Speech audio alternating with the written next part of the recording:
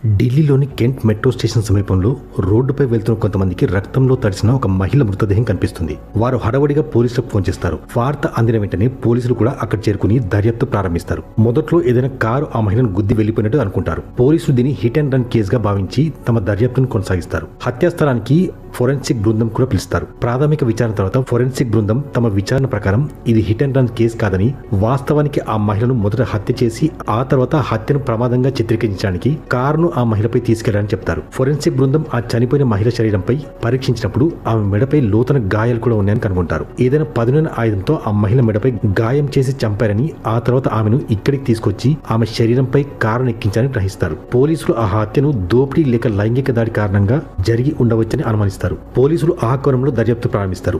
అయితే ఆ మహిళ ధరించిన ఆభరణాలు అన్ని కూడా ఉన్నాయని, అలాగే ఎలాంటి లైంగిక దాడి కూడా ఆ మహిళపై జరగలేదని తెలుస్తుంది. ఆ మహిళ దగ్గర ఆమె ఐడెంటిటీ డాక్యుమెంట్స్ ఏవీ కూడా లభించలేదు. అలాగే ఎలాంటి మొబైల్ ఫోన్ కూడా ఆమె దగ్గర పోలీసులకు లభించలేదు. కేసు నమోదు చేసిన పోలీసులు ముందుగా ఆ మహిళను గుర్తించడానికి ప్రయత్నిస్తారు. ఆ మహిళ మృతదేహం లభించి చాలా గంటలు గడిచినా కూడా పోలీసులకు ఆ మహిళ గురించి ఎలాంటి సమాచారం అందదు. అయితే వీలైనంత త్వరగా గుర్తించేందుకు ఆ మృతదేహం ఫోటోను ఢిల్లీలోని అన్ని పోలీస్ స్టేషన్లకు పంపిస్తారు. కానీ పోలీసులకు ఎలాంటి ఇన్ఫర్మేషన్ లభించదు. అయితే ఇదంతా జరుగుతుండగా సాయంత్రం 4 గంటల సమయంలో ఒక వ్యక్తి నారాయణ్ పోలీస్ స్టేషన్ కు చేరుకుంటాడు. ఈ ఇంట్రెస్టింగ్ వీడియో చూడాలంటే కింద ప్లే బటన్ నొక్కి ఇప్పుడే చూడండి, లేదా యూట్యూబ్ లో మా crime stories Telugu channel subscribe చేసుకుని కూడా చూడొచ్చు.